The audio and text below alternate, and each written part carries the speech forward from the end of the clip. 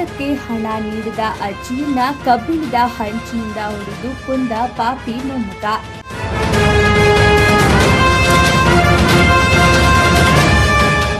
ಮದ್ಯ ಸೇವನೆ ಮಾಡಲು ಹಣ ನೀಡಲಿಲ್ಲ ಎಂಬ ಕ್ಷುಲ್ಲಕ ಕಾರಣಕ್ಕೆ ಸ್ವಂತ ಮೊಮ್ಮಗನೇ ಅಜ್ಜಿಯನ್ನ ಗೋಡೆಗೆ ಮುಟ್ಟಿ ರೊಟ್ಟಿ ಸುಡುವ ಕಬ್ಬಿಣದ ಹೆಂಚಿನಿಂದ ತಲೆಗೆ ಬಲವಾಗಿ ಹೊಡೆದು ಭೀಕರವಾಗಿ ಕೊಲೆ ಮಾಡಿರುವ ಘಟನೆ ತಾಲೂಕಿನ ಗೌಡೇಟಿ ಗ್ರಾಮದಲ್ಲೇ ನಡೆದಿದೆ.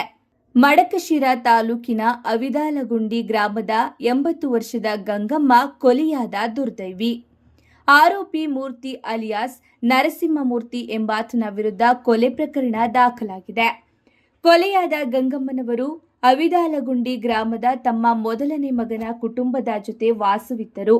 ತಾಲೂಕಿನ ಗೌಡೇಟಿ ಗ್ರಾಮದಲ್ಲಿ ವಾಸವಿರುವ ಅವರ ಎರಡನೇ ಮಗ ನಾರಾಯಣಪ್ಪ ಅವರ ಮನೆಯಲ್ಲಿ ಮೊಮ್ಮಗನ ಮದುವೆ ಕಾರ್ಯಕ್ರಮವಿದ್ದ ಕಾರಣ ಗಂಗಮ್ಮನವರು 4 ದಿನಗಳ ಹಿಂದೆಯಷ್ಟೇ ಗೌಡೇಟಿಗೆ ಬಂದಿದ್ದರು.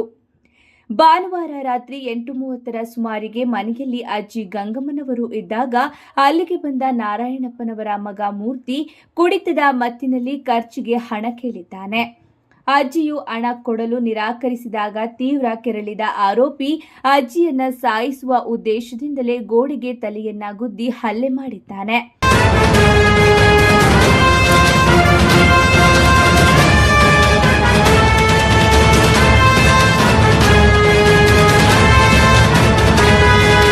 ಅಷ್ಟಕ್ಕೆ ನಿಲ್ಲಿಸದೆ ಮನೆಯಲ್ಲಿದ್ದ ರೊಟ್ಟಿ ಸುಡುವ ಕಬ್ಬಿಣದ ಹೆಂಚಿನಿಂದ ತಲೆಯ ಹಿಂಭಾಗಕ್ಕೆ ಬಲವಾಗಿ ಜಜ್ಜಿದ್ದಾನೆ. ತೀವ್ರ ರಕ್ತಸ್ರಾವದಿಂದ ಅಜ್ಜಿ ಸ್ಥಳದಲ್ಲೇ ಪ್ರಜ್ಞೆ ತಪ್ಪಿ ಬಿದ್ದಿದ್ದಾರೆ.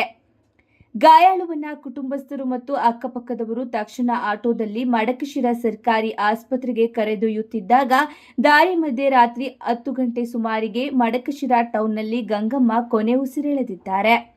ಸದ್ಯ ಶವವನ್ನ ಮಡಕಶಿರಾ ಆಸ್ಪತ್ರೆಯ ಶವಾಗಾರದಲ್ಲಿ ಇಡಲಾಗಿದೆ.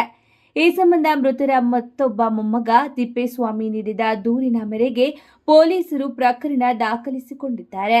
ಆರೋಪಿ ವಿರುದ್ಧ ಮೊಕದ್ದಮೆ ಸಂಖ್ಯೆ 170/2026 ಕಲಂ 103(1) BNS 2023 ಕೊಲೆ ಪ್ರಕರಣದ ಅಡಿಯಲ್ಲಿ ಪ್ರಕರಣ ದಾಖಲಾಗಿದ್ದು ಮುಂದಿನ ತನಿಖೆ ಮುಂದುವರೆದಿದೆ.